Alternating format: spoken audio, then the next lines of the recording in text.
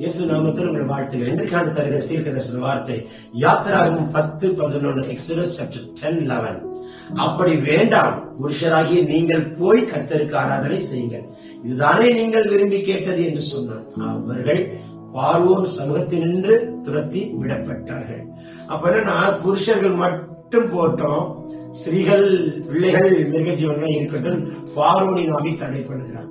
குடும்பமா ஆராதிக்க விட மாட்டான், குடும்பமா சமாதானமா இருக்க பார்வோனின் ஆவியாகிய சத்துரு விட மாட்டான், குடும்பமா ஒன்றாக உட்கார்ந்து சாப்பிட விட மாட்டான், குடும்பமா உட்கார்ந்து சந்தோஷமா பேச விட மாட்டான். குடும்பத்துக்குள்ள ஏகப்பட்ட குழப்பங்களையும் போராட்டங்களையும் பிரிவினைகளையும் சச்சரவுகளையும் உண்டாக்குறவர்கள் சத்துரு.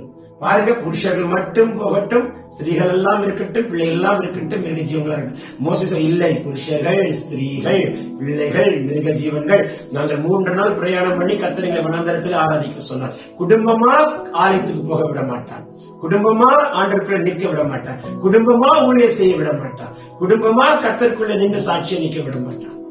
மனைவி அதிகமாய் தேடுவார்கள், புருஷன் தேட மாட்டார். ஒரு இடத்துல புருஷன் பைபிளும் கைமா ஜெபம் பண்ணிட்டு இருப்பார், மனைவி ஜெபிக்கவே ஜெபிக்காது. ரெண்டும் ஜெபிச்சா பிள்ளை ஜெபிக்காது, பிள்ளை ஜெபிச்சா தாய் ஜெபிக்காது, தகப்பன் ஜெபிக்காது. இப்படி போராட்டத்தின் மேல போராட்டத்தை சத்துரு குடும்பத்தில் உண்டாக்குறானா, இன்றைக்கு உங்க வீட்டு மேல இயேசுவின் ரத்தம் தெளிக்கப்படுவதாக. நானும் என் வீட்டாரோ என்றால் கர்த்தரை செய்வோம், கர்த்தராகிய இயேசு கிறிஸ்து விசுவாசிக்கிறார், நீயும் உன் வீட்டாரும் ரட்சிக்கப்படுவீர்கள். இந்த வார்த்தையின்படி கர்த்தர் இன்னைக்கு உங்க வீட்டுக்குள்ள உங்களுக்கு வீட்டை ஆசீர்வதிப்பாராக. என் பிள்ளை வாழ்க்கை இப்படி இருக்கையா, என் மருமகன் ஜெபிக்கவே மாட்டாரியா, சர்ச்சுக்கே போக மாட்டாரையா, என் மருமக சரியில்லையா, பிரேயர் லைஃபே இல்லையா, இவன் தான் ஊழியர் ஓடுறாயா, அவன் ஏன் தான் இந்த இருக்கிறாருன்னே புலம்புறாயா, குடும்பத்துல ஒரே டிஸ்டர்பன்ஸா இருக்கியா, இந்த சூழ்நிலைகள் எல்லாம் கர்த்தர் மாற்றுவாராக. இதெல்லாம் சத்துருடைய உபாய தந்திரங்கள். அந்த தந்திரங்களை கர்த்தர் கை தெரிவாராக. சொல்ல சொல்ல அக்கினி புறப்பட்டு வருகிறது.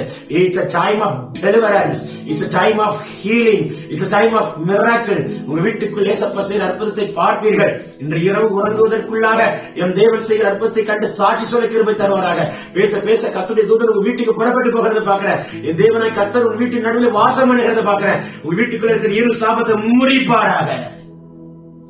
வீட்டுக்குள்ள ஜாதக புஸ்தகம் இருக்குமானால் தயவு செய்து வெளியே போட்டு எறிங்க, அதால உங்க ஆசீர்வாதம் தடைப்படக்கூடாது.